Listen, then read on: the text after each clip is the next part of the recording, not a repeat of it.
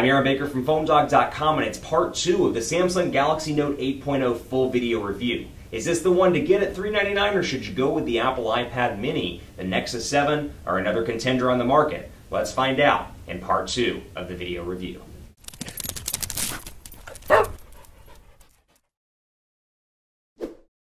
We kick off part 2 of the Samsung Galaxy Note 8.0 review, continuing on our little quest to find features that make this different even than the Galaxy Note 2 or the Galaxy Note 10.1. I feel like Samsung incrementally updates their TouchWiz software every time you roll around. So between, the Note 10.1, then the Note 2, then the Note 8.0, and then the Galaxy S4 and their continuing product line, it's like you see little updates, and I always like to focus on those for these types of reviews, because you're like me, I know you are. You're like, what are those little teeny tiny things that I don't know if you talk like this in real life, but it seems like in my mind you do. Anyway, I don't know, you don't talk like that in real life, don't worry. But a couple of things, and actually before we get into those, special thanks to our partners at Best Buy Mobile for giving us devices like the Note 8.0 and the Note 2 and all these great devices for use in our One Paw Bandit giveaway game. When you walk into Best Buy Mobile, you'll walk out working, so whether it's a smartphone or a basic phone or whatever the case may be, when you walk in, they'll get you set up with your email, your web, your contacts. They'll help mom, dad, grandma, whoever gets that device, so when you walk out the door, you're good to go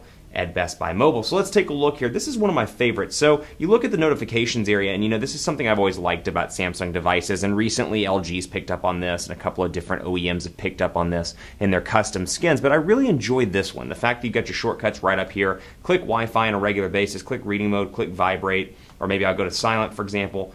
Quick and easy, but you know what? I'd love to have the ability to change that, and we saw that in the Galaxy S4, but you can also do that on the Note 8.0 as well. So I'll come over here to notification panel. You'll see brightness adjustment, but then I can set the quick setting buttons right here from this menu. So you know what? GPS, let's say, don't need to turn that on or off, but what I do need is driving mode up here, and I need Smart Stay, or let's say All Share Cast, for example. Now, I go back out, right here, scroll down, and you can see that it's customized to my look and feel. So Wi-Fi is obviously important, but I put these two up here, and now they're available in the main area. Really nice to be able to customize that and make it your own and get rid of those or move those around as you see fit. Now, actually, something else that would be kind of fun here, let's go to notification panel and see how many of these we can remove. I'm assuming we can just keep removing and see what happens once. Nope, I guess you have to have at least a minimum of 9 on the notifications panel. My question was very similar to LG's. You can get rid of them and have like 2 buttons, and they're just 2 huge buttons at the top. So just me playing around, seeing if I could customize. Another great thing, and this is something from feedback from the Note 2 that they implemented. You see the pin here. On the Note 2, you can't use the pin on the capacitive buttons. Well, you can now on the Note 8.0. So instead of having to physically use your finger down here, you can be scrolling around and think, you know what, I need the menu. Boom, I can activate it from my S Pen. A lot of great little software goodies here, and you still get the same stuff like pop-up note, double tap, hey, and you can do that and quickly save a note and then move on. Quick and easy. You need to do that grocery list, you're in a meeting and you think I need to send a card or I need to send an email. Quick note, easy, simple, and you're out. And then I love the Page Buddy setup as well, which is this whenever you're roaming, or when actually not in the case of the Note 8.0, but whenever you're detaching your S Pen or plugging in headphones, it'll bring out this customized page, as you can see right here. Earphones, docking, and then S Pen in the case of the Note 8.0, where it gives you some kind of customized suggestions. It says, hey, you remove the S Pen, you probably want to do a note. You probably want to create something, and then you'll see in the notifications bar as well, you probably want to browse the web, check your gallery, want to do your settings, want to take a look at S Pen functionalities, or one of my personal favorites, you want to do quick commands, which you can still do at Jonathan. I don't know if that'll work with my terrible writing, but you can do shortcuts like that. It'll open up email, and I don't have an email account configured, but if I did, it would open up an email to Jonathan, and I'd be in business with that quick command shortcut. So really cool features right there. Of course, you get some benefits in the gallery as well. Think Note 2 here in terms of the overall gallery. For example, I can hover over a folder and quickly see pictures if I want to, and then I've got those different functions here where I can scroll and kind of make the animation different all around if I want to, and customize it and make it my own. So a lot of abilities to make this device your own. It's that content creation that Samsung's really pushing for on the Note 8.0. And the question is, at $399, it's a pricey tablet. It's not cheap by any means, and you're looking at this going head-to-head against the iPad mini for $329, the Nexus 7 for $199. So really, it's got some competition. So the question is, and the question that I wanted to pose at the beginning of this review, do the software value adds make up for that? Do the software value adds make it worth $399? Does this little content creation tool make it worth $399?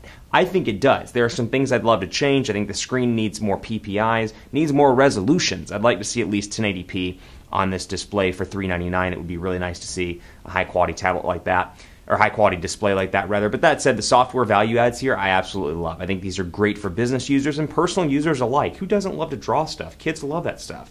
For personal use, it's easy to take quick notes, and then for personal or for professional use, rather, great to use in meetings all around. So let's take a look, and I said this in part 1, I was having internet connectivity issues, but it decided to randomly start working in part 2. So we are graced with some internet connectivity here, and you can see phonedog.com is loaded up, quick and easy to access. And then of course when I hit the keyboard here, and I'm using Chrome by the way, I've got my quick tabs that I can access really easily, and it shows me that my S Pen is detached, and here is the Samsung keyboard. Now out of the box you get the Samsung keyboard, and you get Google Voice typing, and that's about it on this device. But you do have a dedicated number row here, both in landscape and in portrait mode, so you can use this to your heart's content. Put it down on the display, or put it down on the desk rather, and say, you know what, let's go to CNN.com, and it'll load right up for you. So all in all, really a functional tablet there. And then of course the camera, we'll take a look at that, and it's not going to win any awards by any means, and there's no flash, so keep that in mind. But that said, it does have a camera, and of course has widget functionality as well. So much like you would expect from a Note 2 or one of their TouchWiz enabled smartphone devices. You can see here settings, all the stuff you would expect in the widgets department, then of course your downloaded applications as well. Apps are right here. And you know what, let's go ahead and take a look at Quadrant Standard, because I'm actually kind of curious. We'll jump back to the customizations after that, but we'll run Quadrant Standard, and I'll talk a little bit about battery life. Now keep in mind, this is a Wi-Fi only device. It is not running on any cellular connectivity, so battery life is going to be good. It's got a 4,600 milliamp hour battery, which is giant within itself. It's an 8-inch display. It does really great in the battery department all around. I actually have not charged this device since I got it, and I've been really impressed with the battery life all around. I've just been turning it off at night when I leave the office, turning it back on and working with it throughout the day. And that way, you know what, power consumption is pretty light all around. I keep it connected to Wi-Fi most of the time. Sometimes I detach it from or disable Wi-Fi, I should say.